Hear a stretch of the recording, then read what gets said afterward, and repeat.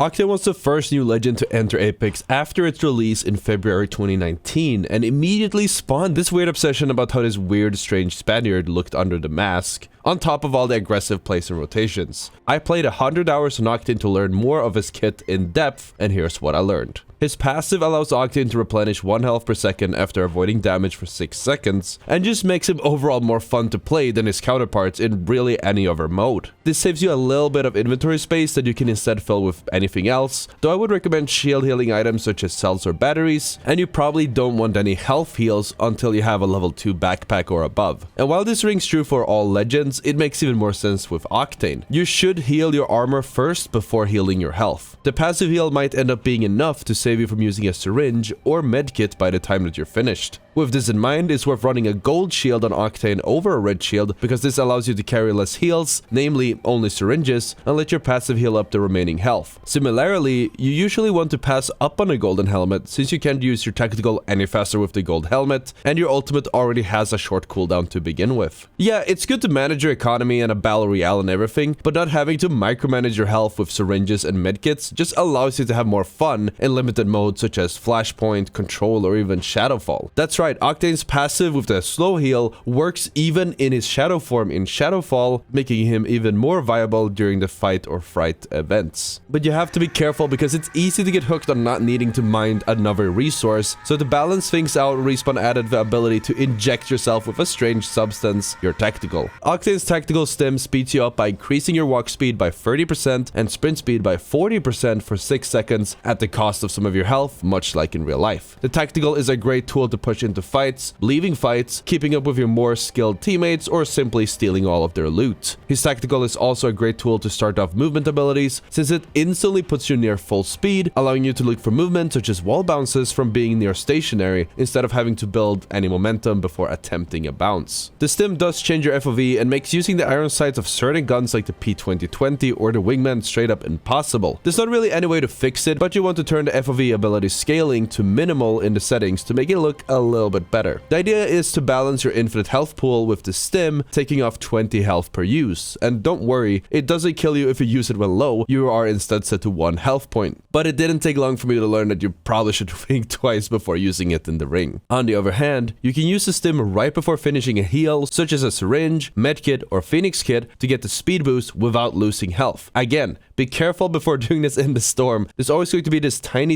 window where you're low health and you can still die to zone right before the heal finishes. Octane is also the only legend who can still bunny hop when healing. To do this, you pop a stim, start sprinting, you slide and then start healing, followed by jump inputs. Then you just keep jumping as you hit the ground, in addition to some slight movement to the left and to the right, and you will be able to keep moving around while healing. Also, if you are enjoying the video so far, make sure to B-hop onto the like button. Oh, that was so cringe. Do it though, thanks. If you're going to take a duel, the 20 health is a completely worthwhile trade, since a stimmed up Octane with good movement will be able to save himself a lot more damage than the measly 20 damage that a stim would ever cause. It's also a great ability to use in a pinch, since stimming will clear you. Oh, my phone fell. Be good. Oh, I got a heart attack.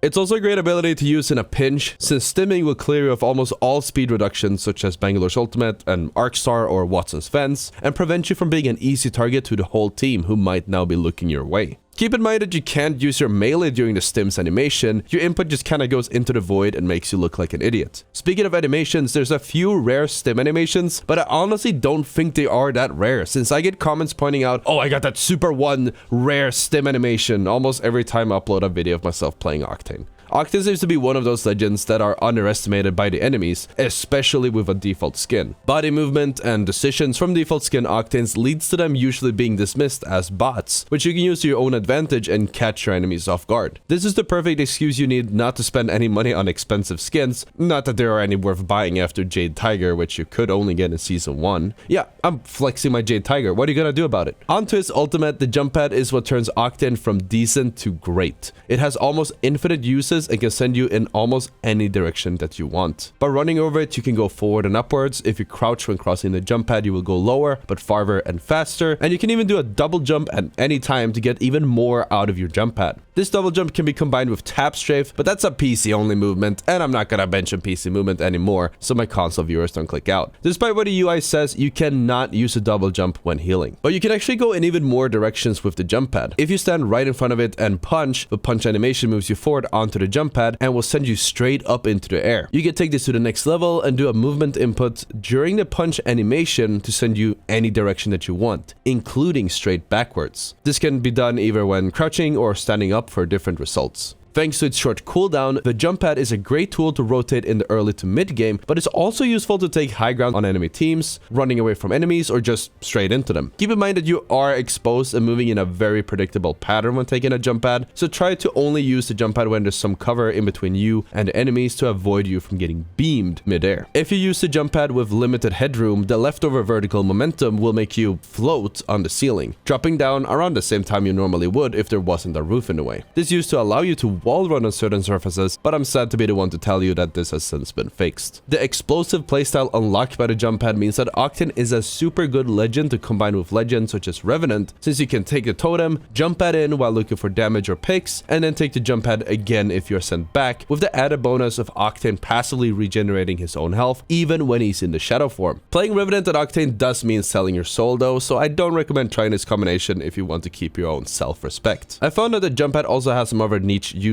You can set it up in front of a door to stop someone from walking in. Just be careful about placing it too close, otherwise it will just instantly break. You can also place it where you think that animals will emerge from as sort of a trap and use a predictable flight path to kill them midair, as well as dropping it in the final rings in the hopes of enemy teams accidentally taking the pad and dying to the zone when they are midair. If you play on a map with tridents, you can also throw a jump pad underneath a stationary trident to instantly make it bounce upwards. You can both use this to safely look around you, as well as boosting at the peak of the jump pad to clear a lot of ground. When trying out different guns, what felt best was either taking the route of playing meta weapons, leaning towards close to mid-range with SMGs or assault rifles, such as the R99 or R301 combined with a shotgun, but his stem ability actually make Octane one of the best legends to cheese out a duel using spammy guns such as the Spitfire or the Rampage. But just like with Revenant Octane, you're going to be selling a little bit of your self-respect to make these kills happen. Speaking of self-respect, I'm going to sell a little bit of mine and remind you guys to hit that subscribe button if you're enjoying the content. There's only 16% of you guys watching are subscribed, and I'd love to get the channel to the 500,000 subscriber mark. Thanks in advance. All of these things combined makes Octane the perfect legend to play aggressive with, either with an explosive push, looking for a poke and then engaging with a jump pad, or constantly staying on the move with help from your stem. But that doesn't mean that you need to constantly use your stem or jump pad in every fight. You can still take your time to try to approach the fights in a smart way, looking for openings in the enemy's positioning or damage before moving in, rather than brainlessly pushing into them and getting yourself killed. If you're interested in learning more about how to play Octane, I've actually released a full technical guide on how to play him, which is available on the screen now. Thank you so much for watching, and I'll see you all tomorrow.